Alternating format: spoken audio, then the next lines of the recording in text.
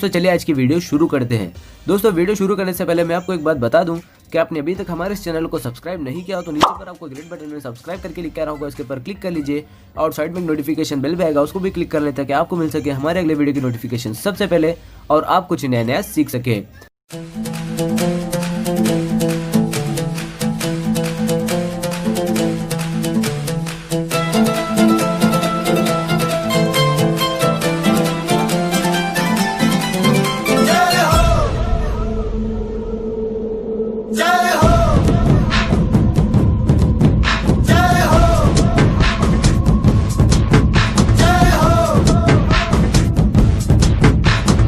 आजा आजा जिंद शामी आने के तले, आजा जरी वाले नीले आसमाने के तले।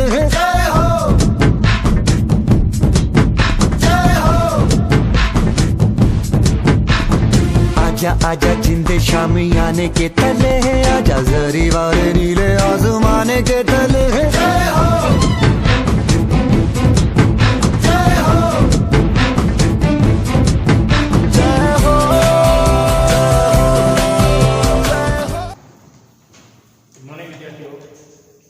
चैप्टर 12 परमाणु में आगे बढ़ीए। सामान्य रीते आपणे लाइमन, बामर, पास्टन, ब्रेकेट और फन आवी श्रेणी माटे रीडबर्ग अचळांक धरावतुं सामान्य सूत्र 1/λ बराबर कैपिटल R काउंसमां 1/n² -1/n²।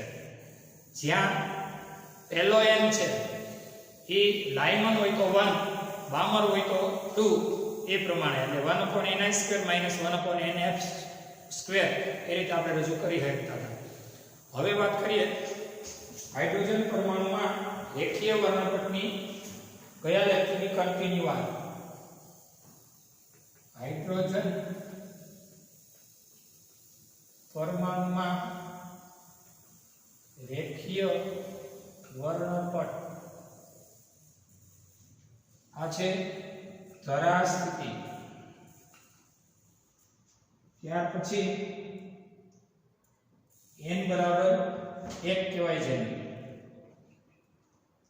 त्यार पछी n बराबर 2 हाइड्रोजन परमाणु माटे वातो आले छे। त्यार पछी n बराबर 3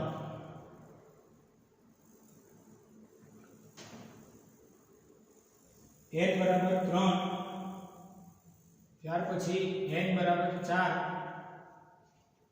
અને m કરતા કરતા n बराबर 5 અને છેલ્લે આવી નજીક નજીકની કક્ષાઓમાંની n बराबर અનંત। હવે વાત કરીએ જો બીજી સેલનો ઇલેક્ટ્રોન પહેલી સેલમાં આવે તો લાઇમન શ્રેણી, ત્રીજી નો પહેલીમાં આવે તો લાઇમન, ચોથી નો પહેલીમાં આવે તો લાઇમન, પાંચમી નો પહેલીમાં આવે તો લાઇમન શ્રેણી। એટલે આને કહેવાય લાઇમન શ્રેણી।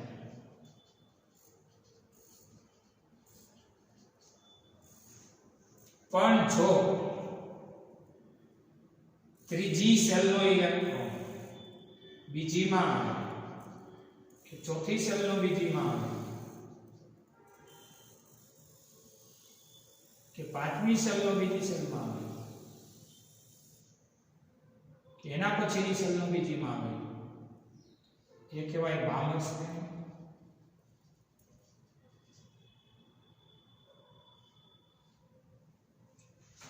एनाथी आगे बात करिए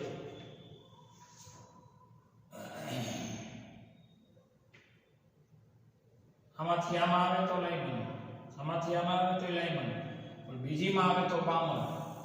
हवे बात करिए त्रीजी माटे, चौथी नो त्रीजीमां आवे के पांचमी में त्रीजीमां आवे एना पछीनो त्रीजीमां आवे आने कहेवाय पास्टन श्रेणी। ત્રીજી હોય તો પાસ થઈ.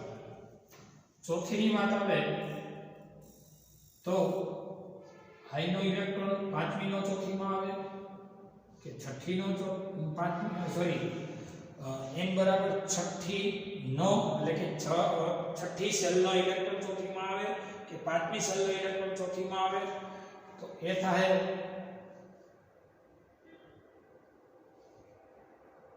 ડાયમંડ પામર પાસન બ્રેકેટ શ્રેણી.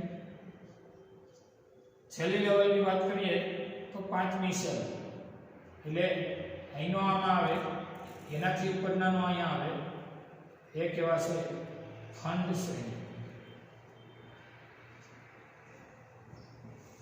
તો જો ઇલેક્ટ્રોન હાઇડ્રોજન પરમાણુમાં ઓરડાના તાપમાને ધરા અવસ્થામાં રહેવાનું છે પણ તાપમાન ઊંચું હોય તો સામાન્ય રીતે બીજી ત્રીજી ચોથી કે પાંચમી સેલમાં ઇલેક્ટ્રોન ભ્રમણ કરતો હોય છે. આ ઇલેક્ટ્રોન જો બીજીમાંથી પહેલીમાં અથવા ત્રીજીમાંથી પહેલીમાં અથવા ચોથીમાંથી પહેલીમાં અથવા પાંચમીમાંથી પહેલીમાં આવે તો આ ઊર્જા તફાવતના અનુરૂપ વિદ્યુત ચુંબકીય ઉત્સર્જન કરે વિદ્યુત ચુંબકીય તરંગનું એને કહેવાય લાઇમન શ્રેણીના તરંગ અથવા તો લાઇમન શ્રેણી કહેવાય. હવે ત્રીજીમાંથી બીજીમાં કે ચોથીમાંથી બીજીમાં કે પાંચમીમાંથી બીજીમાં આવે તો આ ઊર્જા તફાવતને અનુરૂપ જે ફોટોન ઉત્સર્જિત થાય એને બામર શ્રેણી કહેવાય. ચોથીમાંથી ત્રીજીમાં કે પાંચમીમાંથી ત્રીજીમાં આવે તો પાસ્તન, પાંચમીમાંથી ચોથીમાં છઠ્ઠીમાંથી ચોથીમાં આવે તો બ્રેકેટ, છઠ્ઠીમાંથી પાંચમીમાં સાતમીમાંથી પાંચમીમાં આવે તો ખંડ શ્રેણી. આ ચિત્ર જરા મગજમાં રાખી લેજો. હવે સામાન્ય રીતે આ જે કઈ વર્ણપટ રેખાઓ છે એને માસ સ્પેક્ટ્રોમીટર દ્વારા જોવામાં આવે છે. એટલે સ્પેક્ટ્રોમીટર કહેવાય, માસ સ્પેક્ટ્રોમીટર નહીં પણ સ્પેક્ટ્રોમીટર. અને સ્પેક્ટ્રોમીટર એટલે સ્પેક્ટ્રમને ઓળખી શકે તેવું ઉપકરણ. સ્પેક્ટ્રમ એટલે વર્ણપટ, વર્ણપટને નિરખી પારખી શકે એવું ઉપકરણ એટલે સ્પેક્ટ્રોમીટર. એટલે આ વર્ણપટ રેખાને શક્તિશાળી સ્પેક્ટ્રોમીટર વડે જોવામાં આવે તો એકબીજાથી જુદી અને રંગીન રેખાઓ જોવા મળે છે. રેડી? એટલે આને કહેવાય ઉત્સર્જન વર્ણપટ. કેવો વર્ણપટ? ઉત્સર્જન વર્ણપટ. જોઈએ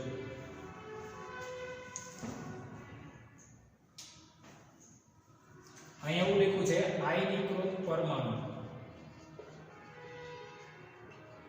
કારણ કે આયનીકરણ થઈ ગયું હોય, યાદ કરો n બરાબર અનંત હોય તો ત્યાં ઊર્જા એની 0 થઈ જાય.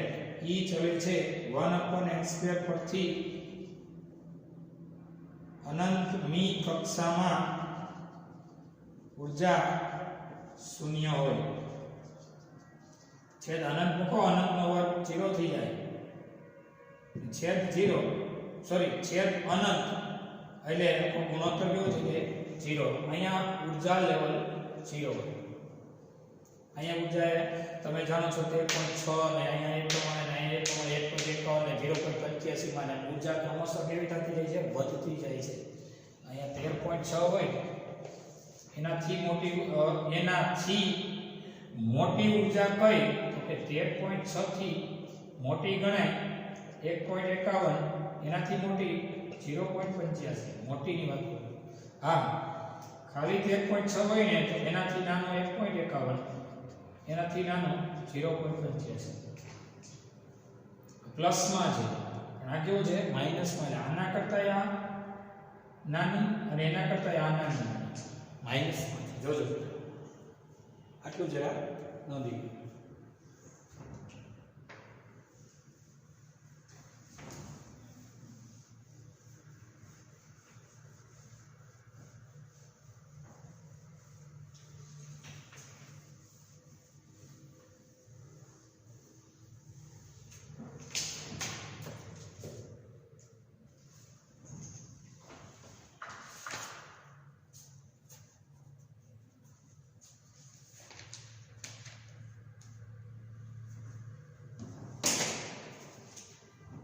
પાઠ્યપુસ્તકનું પેજ નંબર 430.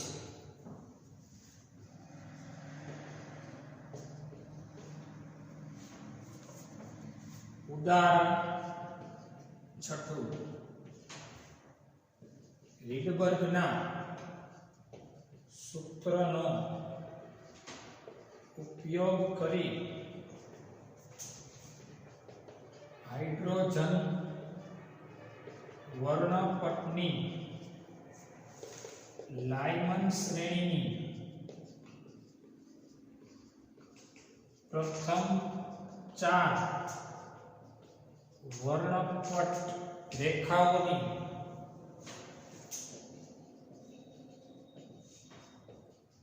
તરંગ લંબાઈની ગણતરી કરો.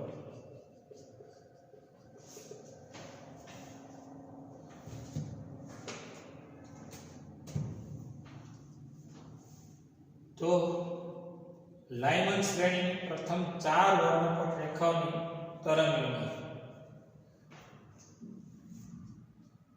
તો લાયમન શ્રેણી માટે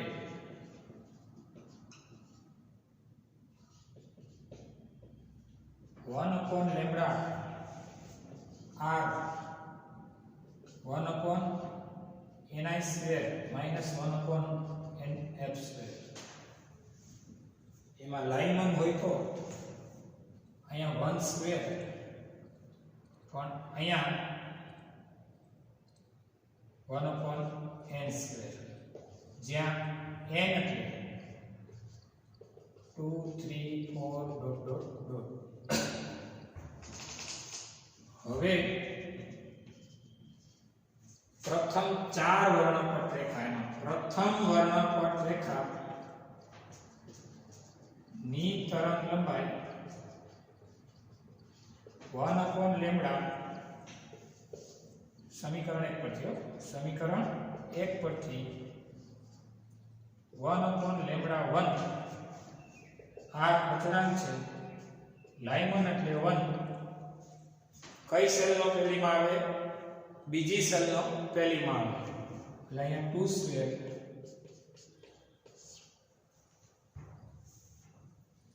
તો પછી 1 अपॉन લેમ્ડા 1 રીડબર્ગનું સૂત્ર. રીડબર્ગનો અચળાંક r છે. r એટલે n/4. r નું સૂત્ર તમે પાઠ્યપુસ્તકમાં જોયો છે. Capital R m/4 8 epsilon 0 square ch ઘન છે. આ બધાની કિંમત મૂકો એટલે 1.0 કેટલા આપ્યા છે? રીડબર્ગના સૂત્રનો ઉપયોગ કરી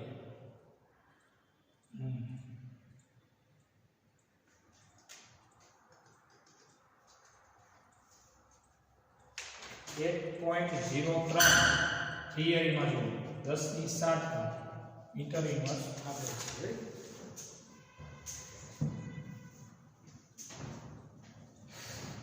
1.03 10⁷ અથવા 1.09 10⁷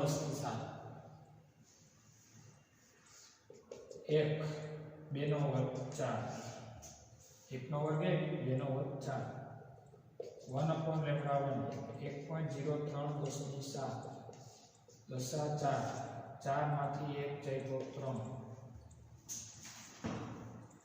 વ્યસ્ત લ્યો લેમ્ડા 1 બરાબર 4 અંશમાં 1.03 10⁷ ગુણ્યા 3 4 અંશમાં બાકીનું બધું છેદમાં. તો લેમ્ડા 1 બરાબર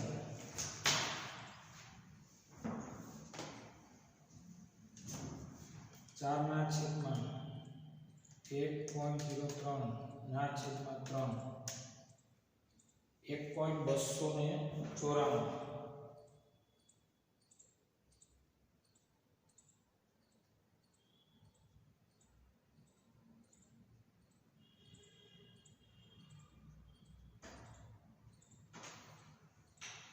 1.09 મૂકો તો કેટલો આવે છે?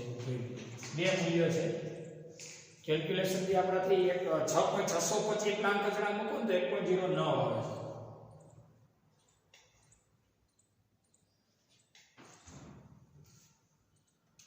4 ભાગ્યા 1.09 ભાગ્યા 3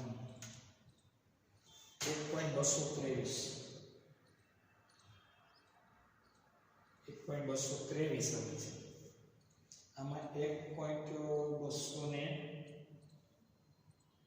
આવે છે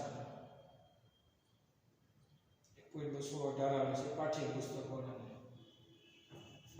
આવો 12-18 એંગસ્ટ્રોમ આપણે 12-23 એંગસ્ટ્રોમ આવે છે ત્યારે 1.09 10 ની 7 લો અને 1.03 10 ની 7 લો ને તો કેટલા આવે જોઈએ 4 ના છેદમાં 1.03 ના છેદમાં 3 12 એંગસ્ટ્રોમ આવે છે એટલે આ મૂલ્ય થોડું વધારે દૂર છે આનાથી આ કેન્સલ કરશું આ સિલેક્શન કરશું તો 1.09 10 ની 7 એટલે 12-23 1.09 10 ની 7 એટલે કેટલા થાય છે 4 ના છેદમાં 1.09 છેદમાં 3 1.223 7 ઉપર જાય તો -7 1 2 ને 3 કાપી નાખો એટલે 12-23 3 આમ જાવ એટલે -3 એટલે -7 -1 -10 એટલે એને કહેવાય એંગસ્ટ્રોમ પ્રથમ રેખાની તરંગ લંબાઈ છે આ જ રીતે બીજી રેખા માટે આ જ રીતે બીજી વર્ણપટ રેખાની તેના માટેની લાઇમન શ્રેણીની બીજી વર્ણપટ રેખાની તરંગ લંબાઈ સમીકરણ 1 પરથી 1/2 r 1/1² લાઇમન એટલે 1 જ આવે બીજીમાંથી પહેલીમાં આવે તો પ્રથમ રેખા હવે ત્રીજીમાંથી પહેલીમાં આવે તો બીજી રેખા એટલે 3 નો વર્ગ 1/2 r એટલે 1.097 10 ની 7 ઘાત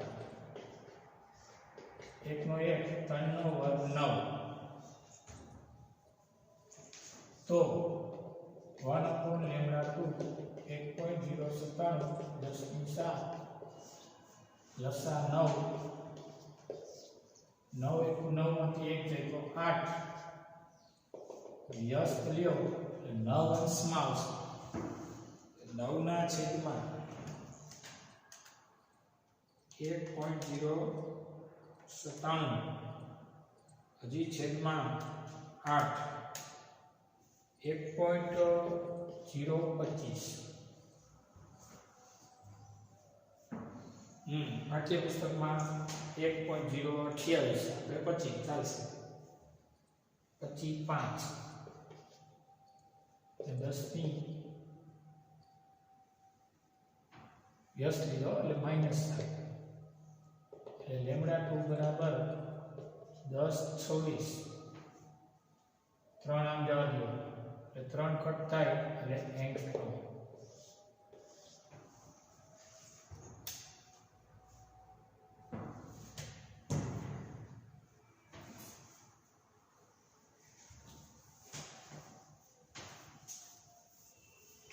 હવે વાત કરીએ લાઇમન શ્રેણી માટે આ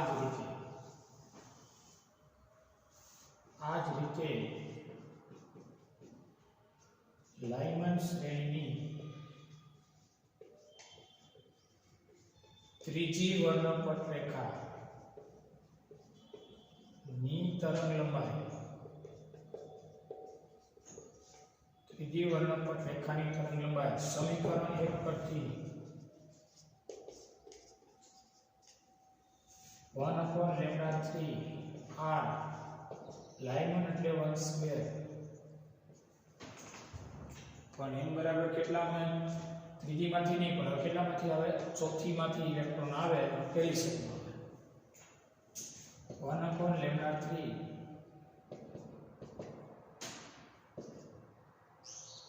r 1.097 10⁻⁷ ઘાત 1 નો વર્ગ 1 4 નો વર્ગ 16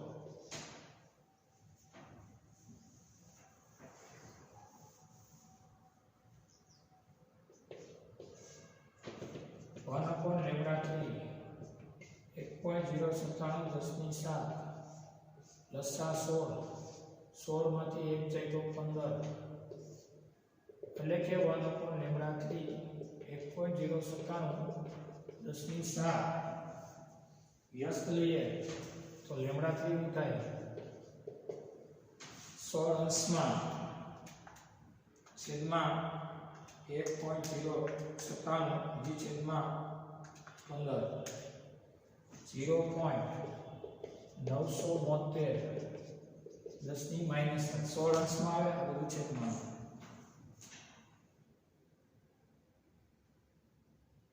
974 આવે આપણે 972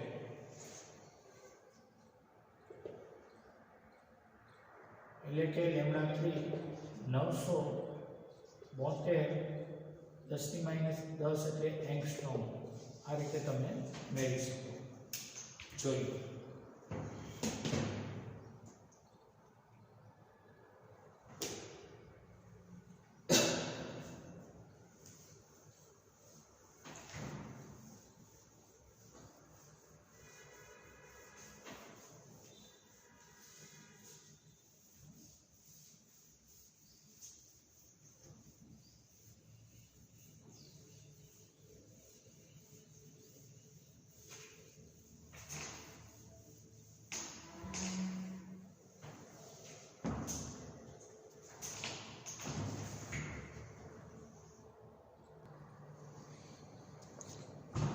पेज नंबर 436 स्वाध्यायનો 9મો દાખલો पेज नंबर 436 स्वाध्यायમાં 9મો દાખલો ઓરડાના તાપમાને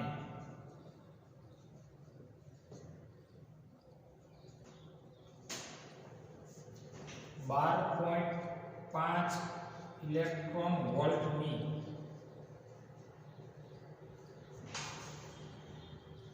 ઇલેક્ટ્રોન કિરણાવલી એટલે કે ઇલેક્ટ્રોનોનો સમૂહ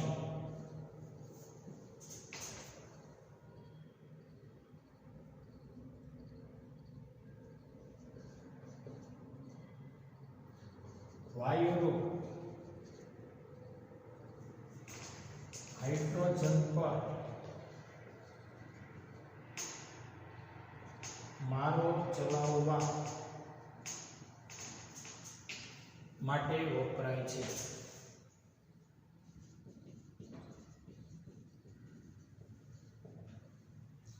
તરંગ લંબાઈઓની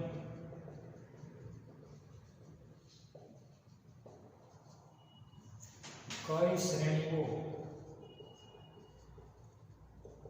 उत्सर्जित થશે આવો સવાલ છે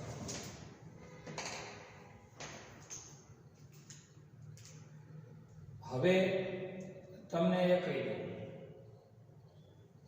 ઓરડાના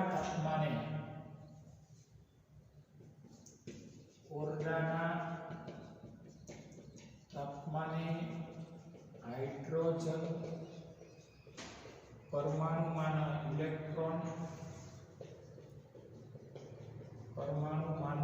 ઇલેક્ટ્રોન સામાન્ય રીતે ધરા સ્થિતિમાં હોય છે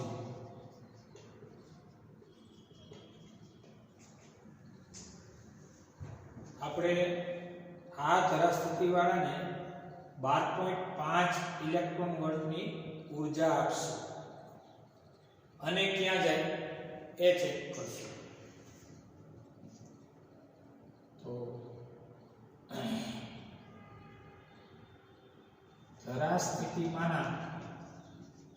આ સ્થિતિમાં રહેલા ઇલેક્ટ્રોનની ઊર્જા -13.6 ઇલેક્ટ્રોન વોલ્ટ હોય છે. આ ઇલેક્ટ્રોનને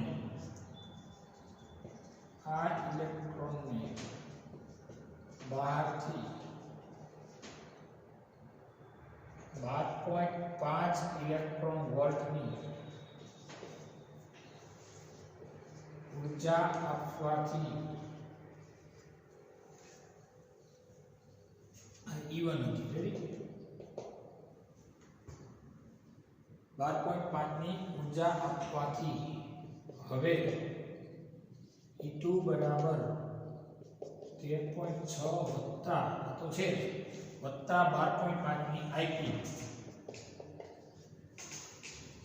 તો પછી ઓછે વત્તે ઓછા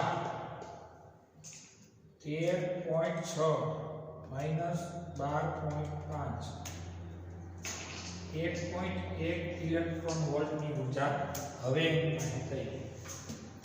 ઊર્જાની ભાષામાં વાત કરીએ તો ઊર્જા વધી ગઈ.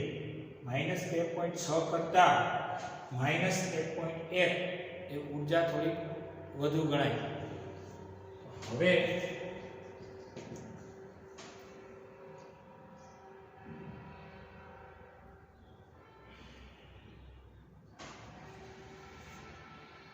એનમી કક્ષામાં ભ્રમણ કરતા ઇલેક્ટ્રોનની ઊર્જા En બરાબર માઈનસ z² એટલે હાઇડ્રોજન માટે n⁴ 8 ε02 n²h² પરથી E ચલે છે 1/n². તેથી E1/E2 એ કહેવાય n2/n1². 1 2 તો 2 1. પેલા ઊર્જા કેટલી હતી તો કે -13.6 ઇલેક્ટ્રોન વોલ્ટ. હવે બહારથી આટલી આપી તો હવે કેટલી થઈ કે -1.1 ઇલેક્ટ્રોન વોલ્ટ. પેલા ક્યાં હતો તો કે પહેલી સેલમાં. હવે ક્યાં આવી જશે તો કે અજ્ઞાત. ઓછા ઉડી ગયા. તો હવે 13.6 ના છેદમાં 1.1 એટલે 12.36 થઈ. એને ગુણ્યા 1 કરો તો 12.36 બરાબર n2².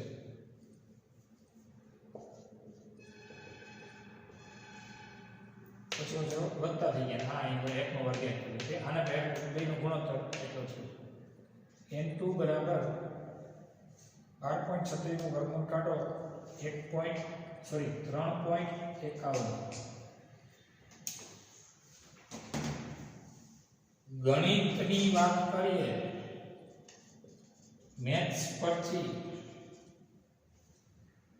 n2 ગણાય 4 કારણ કે 50 થી વધુ હોય એટલે 4 કહેવાય.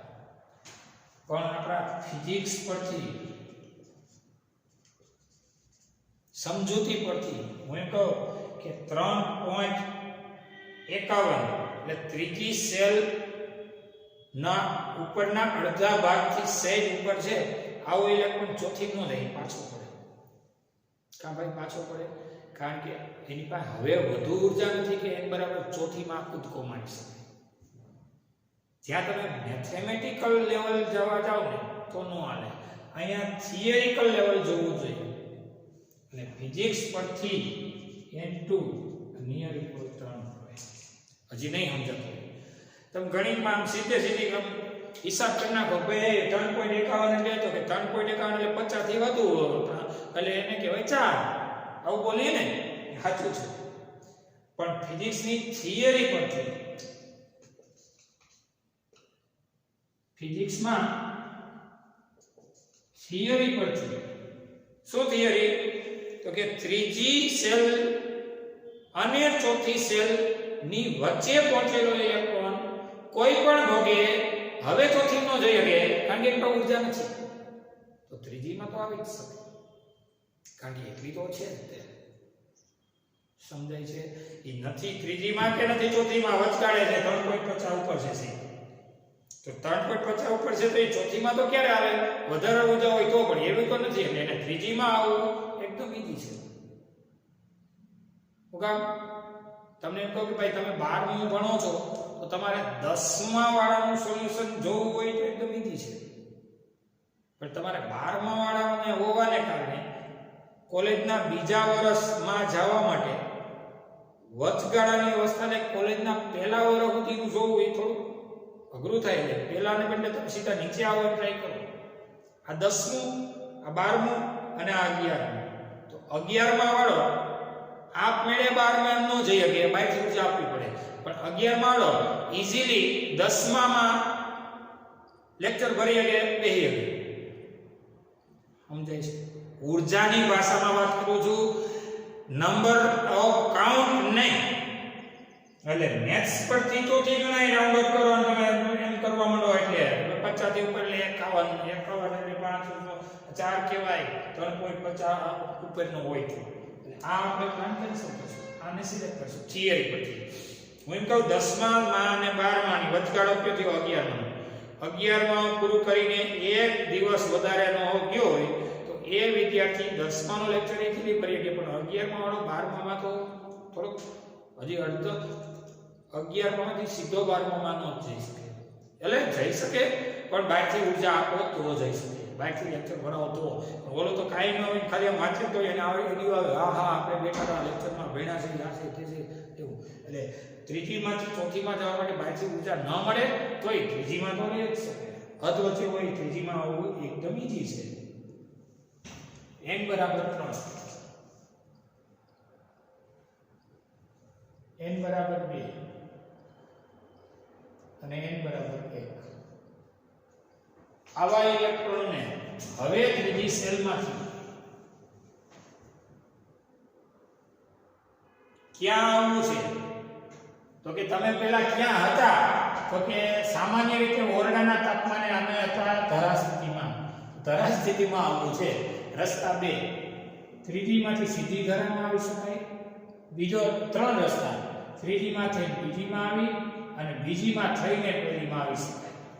તો ધરા સ્થિતિમાં આવવા માટેના 3 રસ્તાઓ આપણી સમક્ષ ખુલ્લા છે. આ 3 હું છે ને એ સમજવું બહુ ડિફિકલ્ટ છે. જોજો જરા હું બોલ્યો, થિયરિકલ વાતો ચાલુ છે.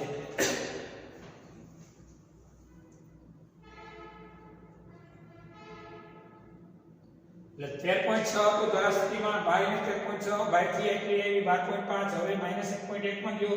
એટલે હવે એ ગયો છે ઓલરેડી ત્રીજી સેલમાં.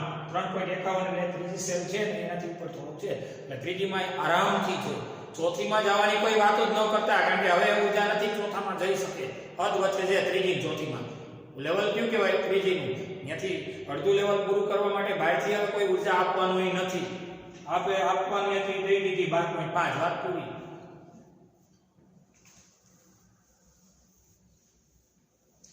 તરંગ લંબાઈની કઈ શ્રેણીઓ ઉત્સર્જિત કરે એ આપણે ગણતરી કરી રહ્યા છીએ.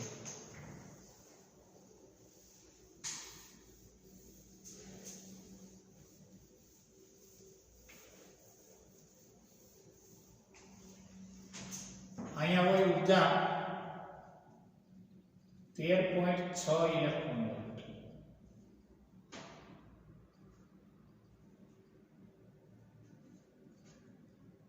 અહીંયા હોય ઊર્જા 13.6 બાય 2 સ્ક્વેર એટલે કે 4, 13.6 ના છેદમાં 4.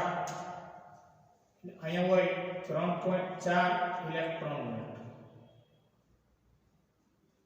અને અહીંયા 13.6 બાય n સ્ક્વેર એટલે 3 સ્ક્વેર, 13.6 ભાગ્યા 9 કરો 1.51 માઈનસ.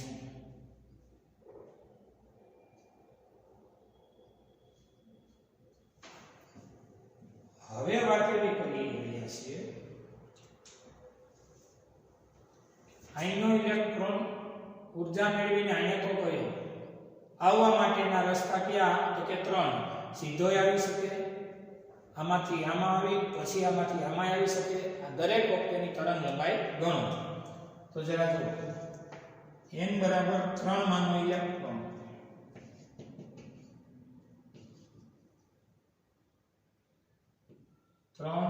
માં રહેલો ઇલેક્ટ્રોન n બરાબર 2 તથા n બરાબર 1 માં આવે. ઇલેક્ટ્રોન n બરાબર 1 માં આવે ત્યારની 3 શક્યતાઓ. પહેલું, n બરાબર 3 માંથી n બરાબર 1. બીજું, n બરાબર 3 માંથી n બરાબર 2 અને 2 માંથી હવે n બરાબર 1. જો 3 માંથી 1 સીધું આવી શકે, 3 માંથી 2 માં આવી અને 2 માંથી પછી 1 માં. તો હવે પ્રથમ શક્યતા પ્રમાણે તરંગલંબાઈ મેળવી છે તમારે 1/λ r. તમારે 1 માંથી સીમા આવે છે તો 3 માંથી 1 માં આવે છે. 1 એટલે લાઇન.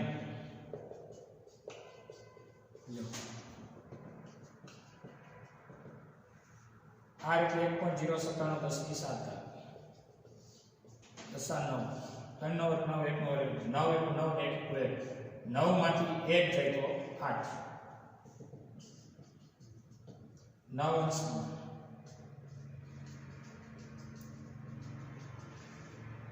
9 અંશમાં આ બધું છેદમાં.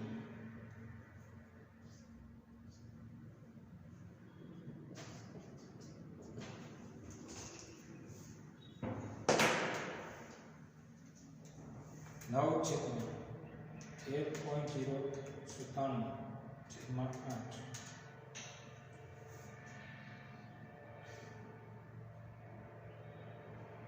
-0.025 5 એટલે 26. 7 ઉપર 2 -7 મીટર. આ થઈ 1026. 3 આમ ગયા, 3 કટ એટલે કે એંગસ્ટ્રોમ. 1026 ઇંચ.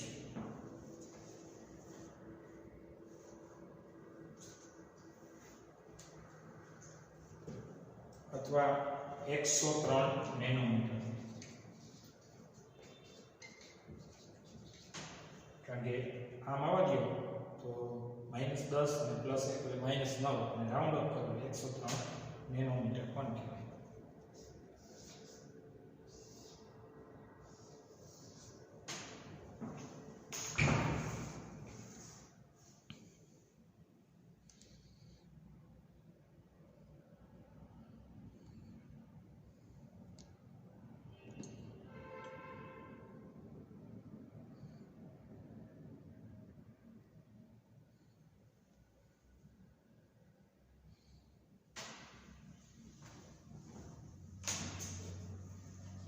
બીજી શક્યતા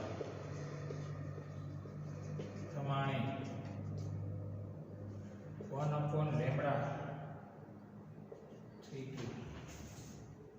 3 માંથી કેમ આવી રહ્યો છે? સોરી, આ 3 માંથી બીજીમાં. આ દરમિયાન એકાઈ ઉત્સર્જિત થાય એ કેટલું? આમાં ઉત્સર્જિત થયો એટલે તરંગલંબાઈ તમને મળી 1026 એંગસ્ટ્રોમ. હવે કેટલું? r કાઉન્સમાં શેમાંથી શેમાં આવે છે? 3 માંથી બીજીમાં.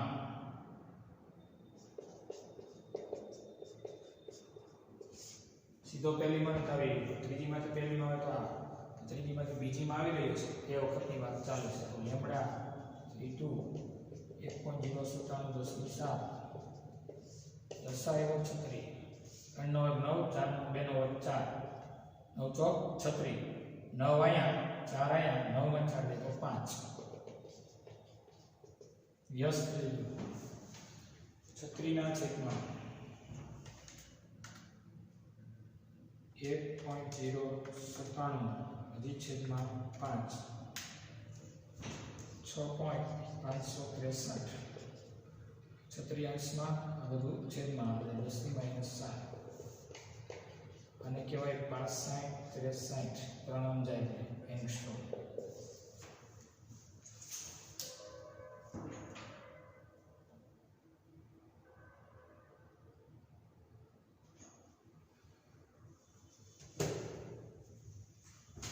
ત્રીજી શક્યતા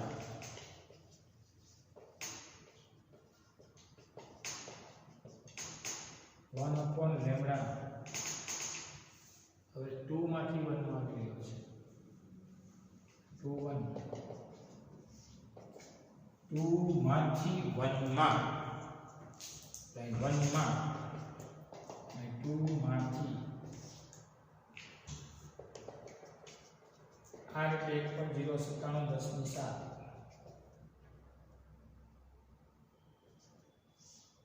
× 4 2 × 4 4 માંથી 1 જાય તો 3. હવે વ્યસ્ત લઈએ છીએ 4 ના છેદમાં 1.097 છેદમાં 3 1.215 સોરી 1.215 ની અને 10⁻7 વ્યસ્ત લીધો છે અને કે 12-15 એંગસ્ટ્રોમ.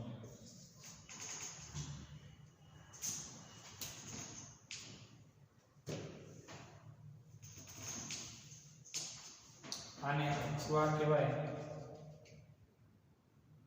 λ32 બરાબર 656 નેનોમીટર. આને અથવા કહેવાય λ21 121 નો રાઉન્ડ અપ કરો તો 22 નેનોમીટર. જોઈએ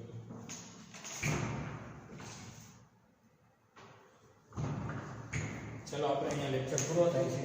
ડેલી ટેસ્ટનો વિડિયો સ્વાધ્યાયનો 9 બીજું